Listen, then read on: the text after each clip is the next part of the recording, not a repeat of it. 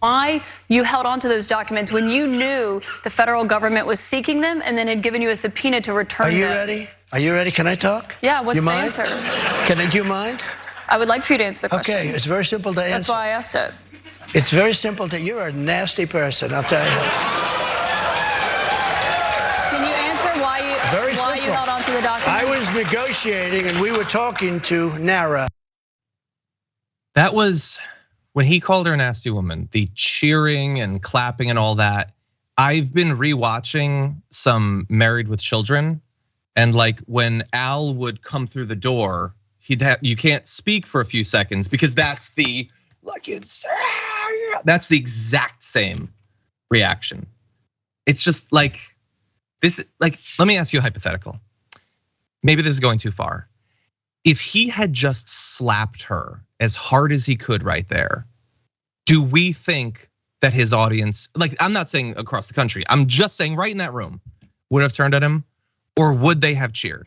Would they have laughed? Would they have clapped? I don't like what my gut is telling me in response to that. But what do you think? I don't know. Seriously, if anything, I think you would have heard people gasp, but then I think you would have heard them giggle. I think at the end of the day, they would have given him a pass. But we just saw what in Manhattan federal court that they were unwilling to give him a pass. So who knows what is changing, but that's again, not his audience. But again, CNN really did set this up for this exact purpose so that we could see this carnival go on with this clown and not really treat it as serious as it is, which is this man who could be the GOP frontrunner and is incredibly dangerous to our society, incredibly. Yeah, it just, like they showed the crowd many times, those people on average despise women to a degree that is just truly amazing. But it's obviously not contained in just the right. There are plenty of people in the center or on the left who have varying levels of internalized or just explicit outright misogyny. But those people, like, and including not just the conservative guys in the audience, there's just they just want to see people be vicious to women. That's what they want, and it's gross. Anyway, we had perhaps an even worse example of them being given what they want. This town hall, of course, happened less than 24 hours after Donald Trump was found guilty in the civil rape lawsuit from Adrienne Carroll, stating that he had sexually abused her. He's gonna have to pay literally millions of dollars to her. This would, for any other politician, any other person, be one of the most devastating imaginable developments. It had no effect whatsoever on the reception that his base gave him. And in fact, when he decided to speak about that case, defaming Adrienne Carroll in the exact same way that he was just ordered to pay millions of dollars over, I want you to listen to the reaction that he got for that. This woman, I don't know her. I never met her. I have no idea who she is. I had a picture taken years ago with her and her husband, nice guy, John Johnson. He was a newscaster, very nice man.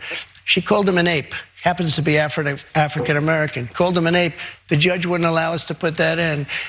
Her dog or her cat was named Vagina. The judge wouldn't allow to put that in.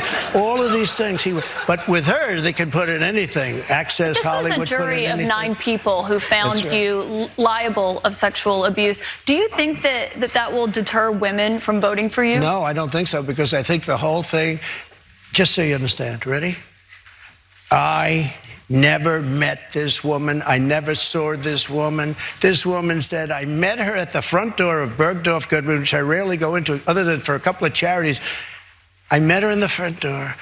She was about 60 years old, and this is like 22, 23 years ago. I met her in the front door of Bergdorf Goodman. I was immediately attracted to her, and she was immediately attracted to me. And we had this great chemistry. We're walking into a crowded department store. We had this great chemistry, and a few minutes later, we end up in a room, a dressing room of Bergdorf Goodman, right near the cash register. And then she found out there were locks on the door, so she said, I found one that was open. She found one. She learned this at trial. She found one that was open. What kind of a woman meets somebody and brings them up, and within minutes, you're playing hanky-panky in a dressing room, okay? I don't know if she was married then or not. John Johnson, I feel sorry for you, John Johnson. Mr. President. Yeah, that was one of the most disgusting things I've ever seen. at a town hall like this. He gave a mocking, like fake, he was lying about portions of that, of what happened. He was already found guilty to have done.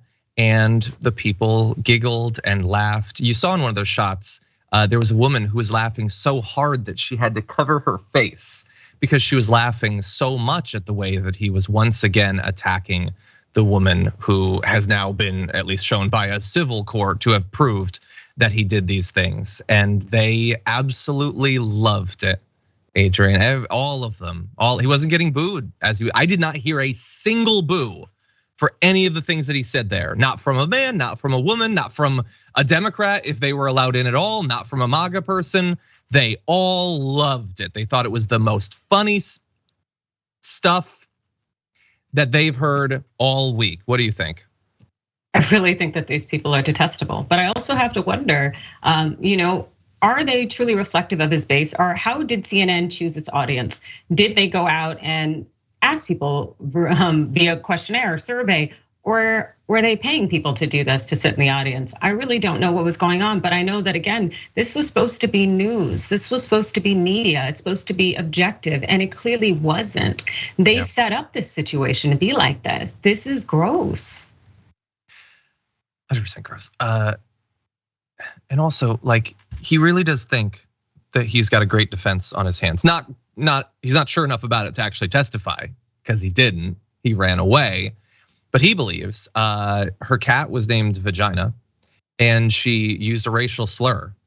And those two things mean that she could not have been raped, because that's how reality works, I suppose. And you can't hear that at the trial. But what you can hear, and he even cited it, is the Access Hollywood tape, which is not about the name of his pet. It's not about the many times he's used racial slurs in his life. It's about him bragging about sexually assaulting people. Can you see a bit of a difference as to which one is more applicable to a trial for rape? But anyway, yeah, it's just, the people are gross. They're just utterly gross. Like, there is almost nothing more core to being on the left side of the spectrum than empathy and compassion. It's what drives a lot of your other values, which drive the policies that you want. But man, sometimes these people stray in the ability to empathize, for them individually at the very least, if not as a group, when they are just so gross. But anyway, look, I don't know how much more of this we have time to get into. I think we're gonna go to the reactions. He lied about, just assume everything else. We can't play all the tapes. I can't read all the quotes. He lied about the content of the crowd that attacked on January 6th. He lied about abortion.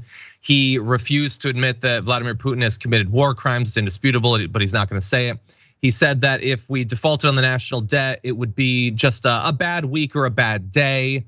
They rolled the dice on that. He lied about his call with Brad Raffensperger. We've all heard it. He lied about what he said. Every single person in that room has heard it. They didn't care that he lied. They loved that he lied. Let's see, he said that we should default on the debt, even though he had previously said that debt ceiling negotiations should never be used. That was when he was president, now he's not, so he gets to flip on it. He joked about that. The crowd knew that he was joking about that it was obvious hypocrisy, and they loved it because they don't care about any of this. He refused to say whether he thinks that Ukraine or Russia should win the war. It's all the same to him. What's the difference, I suppose? And it's just like one thing after another. Again, look, they can have him on, they're allowed to, they're a news network, they can do whatever they want.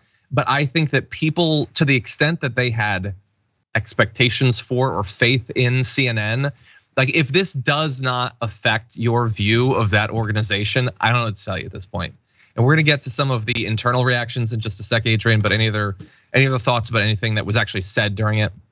No, I think it was nothing that we didn't expect already. And again, shame on CNN for doing this, but you can't really shame an entity that is doing exactly what you expect them to do. Yeah, all of them are doing, whether it's the host, whether it's Trump, whether it's CNN, exactly what will get them money and fame, notoriety, whatever. They're doing that.